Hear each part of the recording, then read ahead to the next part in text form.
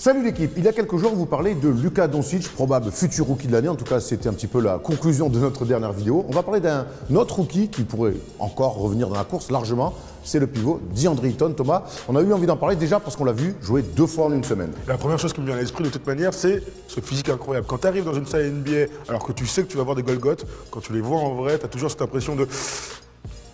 Les parents ont dû y aller, hein, parce que mon gars, ils sont magnifiques. Les fruits de l'amour, le fruit de l'amour, toujours. Et DeAndre Ayton, au vu de sa corpulence, est un fruit de l'amour, il n'y a aucun doute.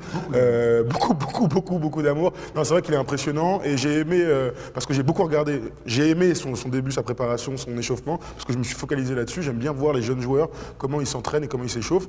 Et lui, j'ai l'impression qu'il a des mains, j'ai l'impression qu'il a plein de choses, qu'il a du mal à mettre en place, surtout quand on est au stade.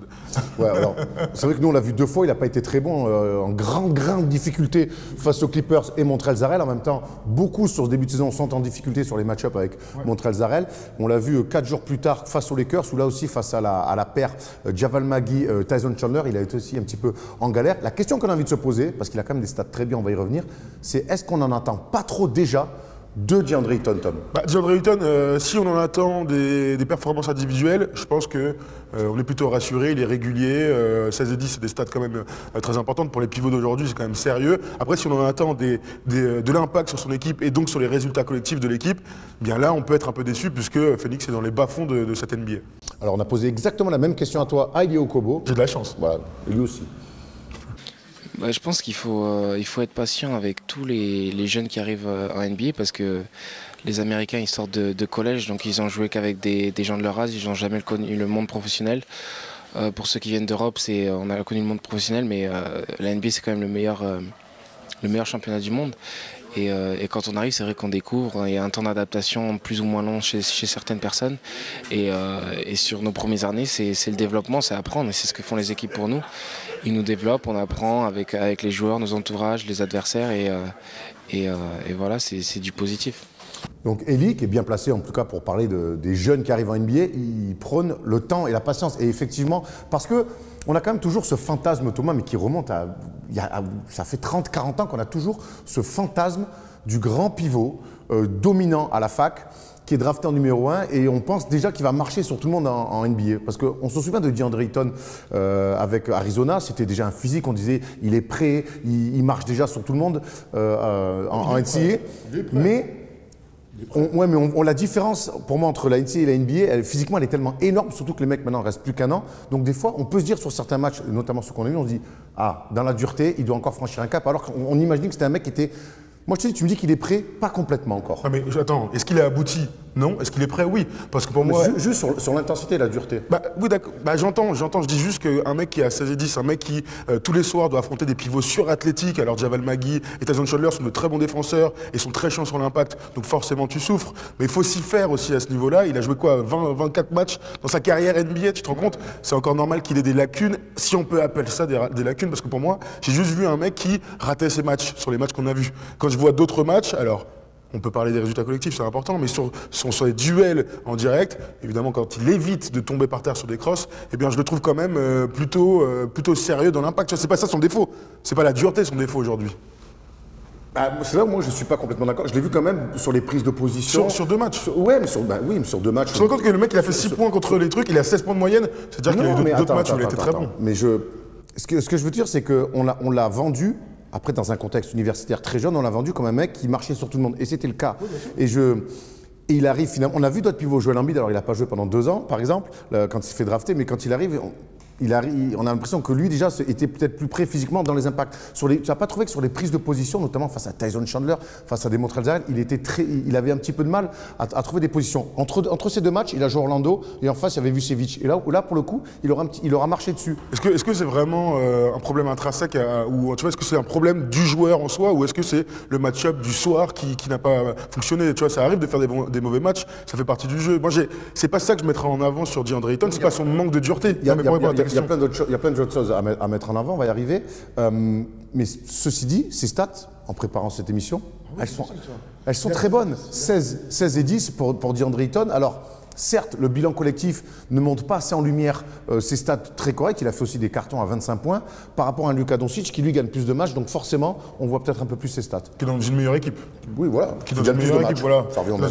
Mais DeAndre Ayton, franchement, moi j'ai envie de te dire que ce sont des stats de patron.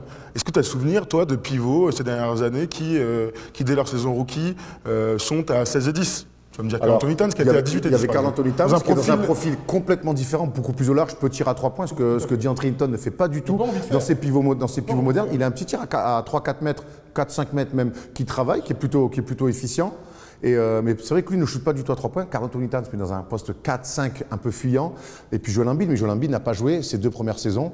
Et donc on a profité pour faire de la muscu. Donc après, il faut remonter jusqu'à des Greg Oden et même des André Bogut, quoi. Ouais, qui étaient donc du coup des vrais pivots, alors dans d'autres profils, mais des pivots proches du texte, proches du cercle, qui tentaient de mettre des petits hooks, surtout pour Greg Oden, même si malheureusement on n'aura jamais vu sa carrière voilà, comme on aurait pu l'espérer. Mais voilà, moi DeAndre Ayton, ce que j'en retire vraiment, c'est au-delà des matchs qu'on a vus, c'est vraiment un joueur qui est prêt à en découdre, qui est prêt à jouer, qui peut être titulaire dans une équipe, tu vois, c'est ça aussi, qui est titulaire, qui peut assurer tous les soirs.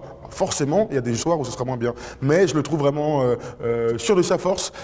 Tu vois, le truc, c'est que pour les jeunes joueurs, souvent, quand tu rates des tirs en début de match, tout de suite, ça te met un peu down. Et contre les Clippers, par exemple, il a 3-4 tirs, c'est lui qui prend les premiers tirs, plutôt ouverts, surtout pour lui, là, en tête de raquette, et il les rate. Et tout de suite, ton match, il sort du match. Voilà. Il sort du match, et on voit même le coach Kokoskov lancer très vite Richard Holmes, notre gars Richard Holmes, pour le faire sortir, pour qu'il remette les idées en place et le remettre après. Ouais. Donc, bon, après, il a 20 ans. On va rappeler que DeAndre Ayton a 20 ans. Et finalement, donc à la question, est-ce qu'il répond aux attentes? Même si moi je suis dur dans ce que je dis avec lui, parce qu'avec les pivots, c'est toujours quelque chose de spécial. C'est toujours une évolution plus lente qu'un meneur ou qu'un deuxième arrière, ou qu'un ailier, ou alors t'es le Shaq, quoi. Ou alors t'es le Shaq. Le Shaq, c'est le Shaq, il y en a qu'un. Mais donc moi je trouve que finalement, moi j'avais beaucoup d'attentes, peut-être trop d'ailleurs, mais je trouve que ce qu'il fait, c'est très cohérent. Maintenant, c'est une équipe qui gagne pas, qui prend très peu de matchs. Bah, la question qu'on peut se poser, c'est on compare à qui? Est-ce qu'on compare aux autres pivots de la Ligue, donc parfois des vétérans, parfois des profils qui n'ont rien à voir avec lui? Est-ce qu'on compare à DeAndre Jordan? Ou est-ce qu'on compare à Joel Embiid, par exemple? Ou est-ce qu'on compare au pivot de sa classe de draft? C'est là que ça devient intéressant. Moi, je suis obligé de le comparer à des mecs de 20 ans. Alors, quand t'es bon. Tu vois, si t'as 20 ans ou 30 ans, si t'as 30 points par match, eh bien, c'est tout ce qui compte. Mais ce que je vois, c'est qu'aujourd'hui, s'il n'y avait pas Luka Doncic, ce serait lui le rookie de l'année en puissance. Et il y a 2 ans, il serait rookie de l'année en puissance encore plus. Donc je pense qu'il est non seulement dans les temps d'un joueur de 20 ans, mais qu'il assure et qu'il respecte les attentes qui étaient placées autour de lui. Justement, on a un tableau là pour voir un petit peu, on compare aux autres rookies de sa classe 2018, et clairement, sur les temps de passage, là on voit les stats d'autres rookies, et puis Paul, tu peux enchaîner le tableau, on va voir les classements sur différentes stats importantes du jeu, pour voir qu'il est même sur certaines stats devant Luka Doncic. Bien sûr, bah, au rebond forcément. vaut mieux, hein, vaut mieux. Mais oui, c'est ça, tu vois, ces stats-là, ces classements parmi les rookies, c'est la preuve qui répond aux attentes. Parce qu'un numéro 1 draft, et on le dit, un très haut choix de draft qui n'assure pas, on est toujours les premiers à leur taper dessus. Là, il répond aux attentes, quoi. Tu vois, il a fait que 23 matchs et je le vois à 16 et 10. Je comprends ce que tu veux dire sur la dureté, mais putain, je vois qu'il a énormément de talent et qu'il n'est peut-être pas encore abouti à 100%, heureusement d'ailleurs, mais je décèle en lui un énorme potentiel. En fait, tu vois, face aux Lakers, Devin Booker s'est blessé. Et quelque part, j'ai l'impression que en plus c'était tôt dans le match, donc c'était à la mi-temps. J'ai l'impression que c'était peut-être à lui d'essayer en tout cas d'amener l'équipe vers lui. Ça n'a pas du tout été le cas. Ils se sont complètement effondrés. Et lui, le premier, dans l'attitude, n'a pas été bon. Après, je vais dire des bonnes choses aussi de DeAndre Ayton parce qu'il a des qualités incroyables. Donc ce petit tir à 4-5 mètres, des moves, vraiment des très bonnes mains. Et puis moi, je trouve que pour un mec comme ça, il court. Oh mon Dieu, qu'est-ce qu'il va vite.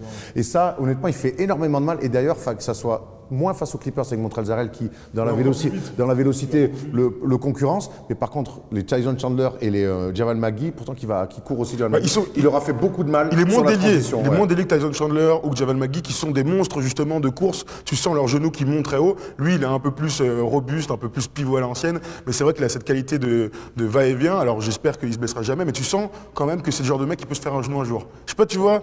Non mais sans dire les croisés et tout, mais il a ce profil Patty Wing, c'est-à-dire qu'il est très lourd.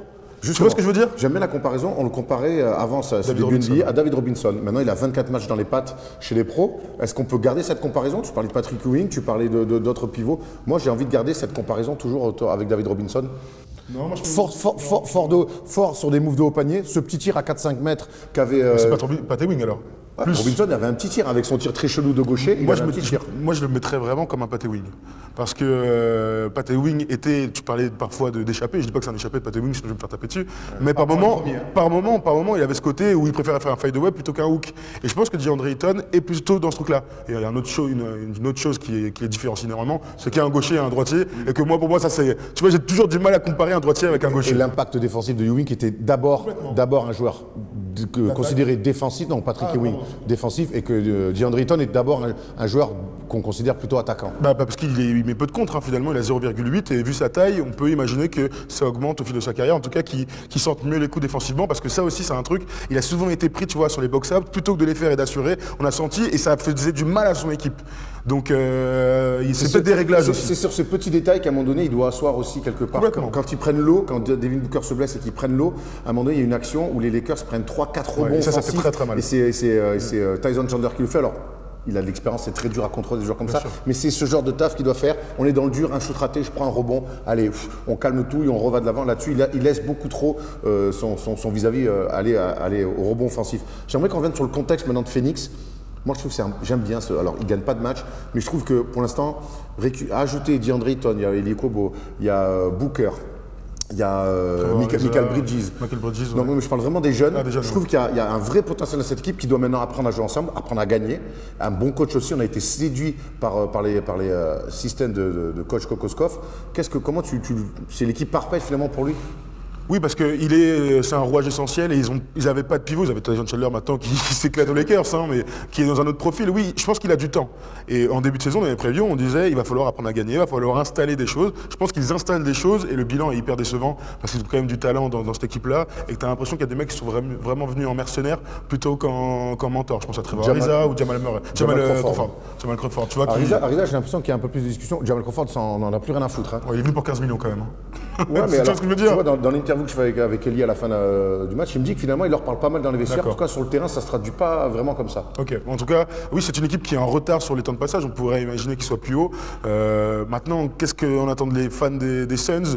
C'est de laisser se développer les jeunes, que dans 1, 2, 3 ans soit en play-off. C'est tout ce qui compte. Vaut mieux perdre beaucoup sur une année et ensuite se mettre à gagner. Quel est le meilleur exemple? C'est les Sixers. Il y a 4-5 ans, c'était la risée de la NBA. Ils gagnaient pas un match. Brent Brown était un coach qui gagnait pas un match. Aujourd'hui, c'est une équipe qui peut prétendre aller en finale NBA. Donc voilà, trust the process, clairement aussi pour les Suns. J'aimerais juste pour finir qu'on vienne sur son futur duo avec Devin Booker. Aujourd'hui, c'est un duo, mais c'est pas un duo qui fonctionne.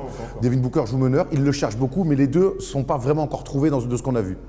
Moi, je te rejoins complètement. En fait, j'ai l'impression que dans le système du coach, aujourd'hui, il y a beaucoup de passing games, il y a des sorties d'écran, il y a plein de trucs comme ça, on cherche les shooters sur les corners et tout ça, mais que la relation aujourd'hui entre Booker et Ayton n'est pas encore maximale. Mais un jour, je pense à l'année prochaine, dans 2 ans, on espère que presque la totalité du jeu de cette équipe-là sera cet axe 1-2 pour Booker, 5, avec beaucoup de pick and roll et beaucoup de petites passes D ou des alley-oop pour DeAndre Ayton et DeAndre Ayton sur du post-up. C'est l'évolution. Ouais, il le cherche déjà. Il le cherche. Surtout quand il joue meneur, il le cherche beaucoup et il se trouve pas toujours. Et on voit Devin Booker beaucoup lui parler. Vraiment, des fois, quand il se rate une passe touchée, qu'il sort en touche, il va beaucoup lui parler sur les temps morts aussi. Ils sont souvent à côté. Booker, c'est plus le petit jeune. On sent qu'il a franchi un cap. C'est le papa de la famille malgré ses 23 ou 24 ans. Très fort, Devin Booker. Pas mal. Quand tu mets les petits gars dans son cul là, c'est des petits gars qui sont dans son dos, c'est mieux. Il semble super fort. Quand il joue les pick and roll et qu'il laisse le défenseur dans son dos, on va l'expliquer, c'était quand même important de clarifier cette phrase catastrophique. On voulait finir avec quoi? Est-ce qu'on a dit que Luka Doncic était pour l'instant le grand favori du titre de rookie de l'année? Est-ce que DeAndre Ayton peut grappiller ça? Oui, une saison c'est très long, c'est ce qu'on dit. Hein. Regarde, Booker et Ayton ont joué que 20 matchs ensemble. Ayton, c'est son 23e match de NBA. La saison peut être très longue, on a parlé de Rookie Ball. Lui aussi aura peut-être un Rookie Ball dans cette saison, mais c'est un Américain et tu sais qu'ils ont par moments plus de facilité à assumer ces longues saisons. Donc, je pense vraiment qu'aujourd'hui, il est clair deuxième meilleur au cours de cette saison. On peut imaginer un rapproché. Après, ça dépend que de Luka Doncic. Il est tellement fort en ce moment que c'est difficile de le chercher. Après, attention, deuxième clair, il y a Jaren Jackson Jr. qui commence à mettre quelques cartons. Je pense que derrière, il y a une vraie lutte qui s'installe. Non, pour moi, il est vrai. Attends, 16 et 10 en tant que rookie. Moi, je pense vraiment que pour l'instant, c'est clairement premier Doncic. On nous a dit qu'il fallait dire Doncic, Luka Doncic, c'est pas Luka Doncic. Deuxième, DeAndre Ayton. Et ensuite, il y a une lutte avec pas mal de bons joueurs, les Marvin Bagley, les Jaren Jackson Jr. qui est très très fort en ce moment.